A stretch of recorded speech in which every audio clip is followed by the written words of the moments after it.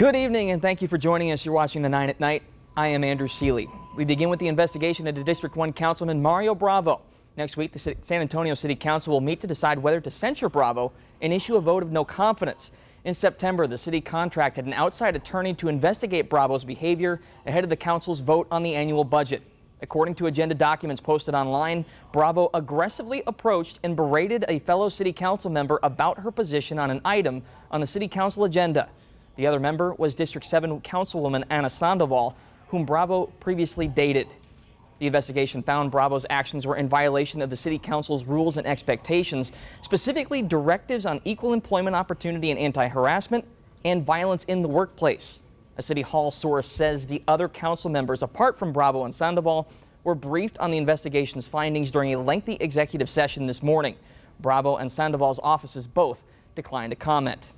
Another item on the City Council's docket next week, discussing the transfer of Wolf Stadium's lease to a new owner.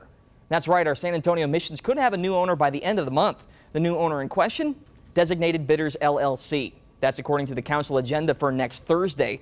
The sale of the team, which is the AA affiliate of the San Diego Padres, has already been approved by Major League Baseball, but the sale is still contingent on City Council approval of a new lease assignment. Graham Weston is one of the members that make up the group looking to buy the Missions. He's a well-known real estate investor and the former CEO of Rackspace. There has been no word yet if the new owners will keep Wolf Stadium in the future or build a new venue. The San Antonio Spurs front office is now facing accusations of covering up the actions of former player Joshua Primo. A former team employee, more specifically a performance psychologist, is now suing the Spurs organization and Primo after she claimed Primo exposed himself to her multiple times during therapy sessions. KSAT 12's RJ Marquez was at a press conference this morning that detailed the new lawsuit. It took the Spurs 10 months to do the right thing. That's too long.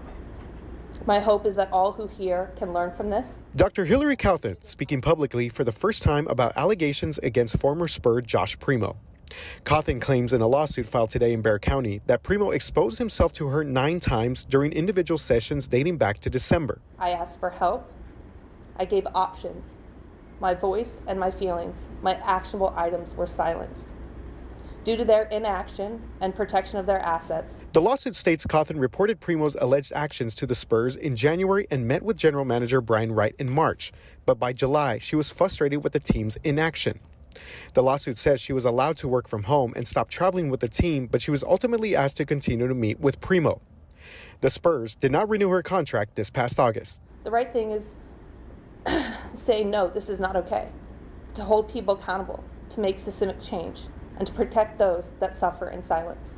Houston-based attorney Tony Busby filed the lawsuit against the Spurs and Primo, claiming the organization ignored Cawthon's repeated reports of indecent exposure.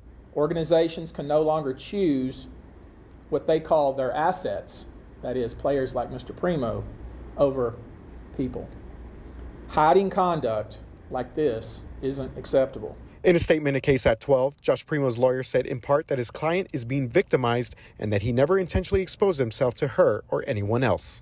Now, Busby told us earlier today that he would file a criminal complaint against Josh Primo and expects charges. Now, as far as head coach Greg Popovich, Cawthon said that she was told that Pop was made aware of the allegations in June, but by then she felt that no action would be taken. Reporting in Houston, RJ Marquez, KSAT 12 News.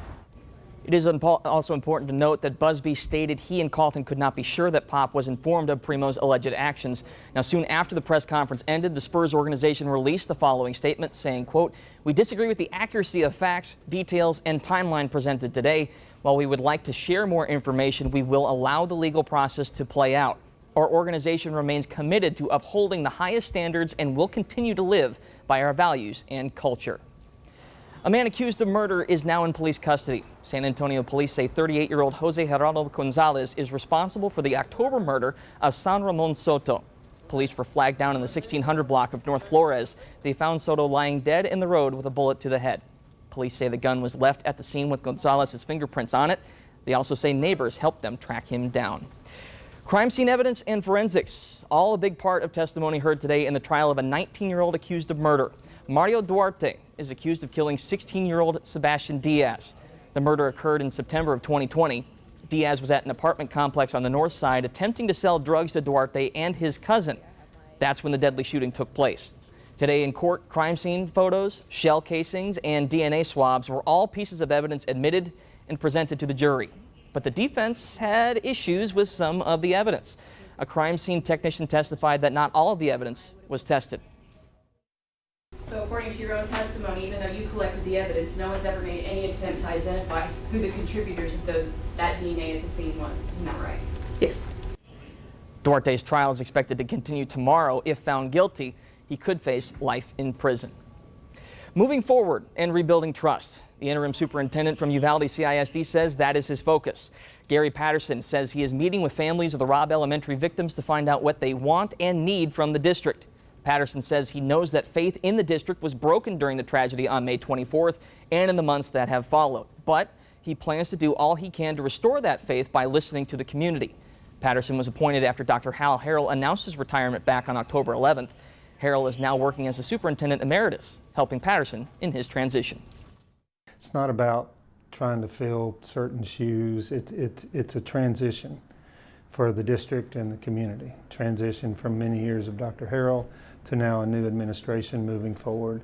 And so it's change. Change is hard for school people. Change is hard for anyone. Patterson says he knows this is a tough time for everyone in the community, so he hopes to provide an encouraging environment for teachers, students, and their families to come together. Don't forget, tomorrow is the last day to vote early in the midterm elections. After that, you'll have to wait until November 8th to cast your ballot. Polls are open until 8 p.m. on Friday. There are currently 51 polling locations in Bexar County, and you can find a full list on our website, ksat.com/vote2022. Our next chance for rain could be as soon as tomorrow, and it's already caused some changes to the high school football schedule. Let's take a quick check of what you can expect from your Friday forecast with meteorologist Adam Caskey. We're going to start Friday cloudy, a little damp, some fog, and especially just hit or miss sprinkles. Dampness that doesn't really add up to anything. It's just noticeable and kind of a nuisance. Near 70 in the morning. By the afternoon, we're 83 degrees. Then in the evening hours, that's when we have about a 20 to 30% chance of a few quick, brief storms developing. We're going to be on the tail end of a line of activity, and most of it's going to be far to the north of us, and better chances east of San Antonio, Lavaca County, DeWitt County, Karnes County. But most of us around here looking dry, just a bit breezy. Then this weekend, cooler mornings back in the low to mid 50s, afternoons close to 80, low humidity, beautiful for the weekend with sunshine. Then the humidity's back with morning fog pretty much every day starting next week. It took 3 years, but an emotional tribute to the veterans of the Vietnam War is finally making a stop right here in Military City, USA.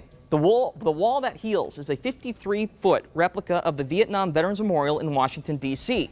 It bears the names of more than 53,000 military veterans who died in the war. The wall was originally supposed to visit San Antonio back in 2020, but that visit was delayed due to the pandemic. It allows for Vietnam veterans to come down with their families.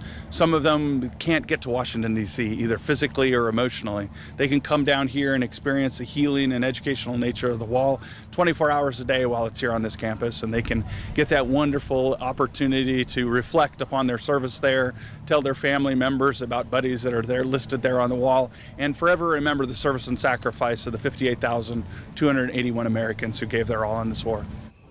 The wall is accompanied by a mobile education center where visitors can learn about the history of the war. It will be here throughout the weekend.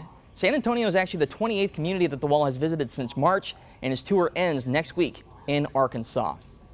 A look ahead now to the Night Beat. Another so-called challenge is picking up steam on social media. One woman says she is a victim, and she says she's got it all on camera, why her car may have been targeted, plus an appeal to stay in office. Governor Greg Abbott, in his own words, on several major issues, what he has to say to voters as we count down to Election Day. And we're going behind the kitchen door at a popular snack bar. The changes we found after its most recent health inspection. Finally, tonight, Netflix is entering a new era, one with commercial breaks. Today, the streaming service announced the Basic with Ads subscription plan. That tier costs $6.99 per month in the U.S. It features much of what is available on Netflix's basic plan, but has about 5 minutes worth of ads an hour. The spots will be about 30 seconds long each and will air before and during programs. This is the first time commercials will air in the company's 25-year history. And Netflix has been struggling financially. Subscriptions are down this year, and its stock has plummeted. We'll see if commercials help that. And with that, we are out of time. The 9 at Night returns tomorrow. Have a great night.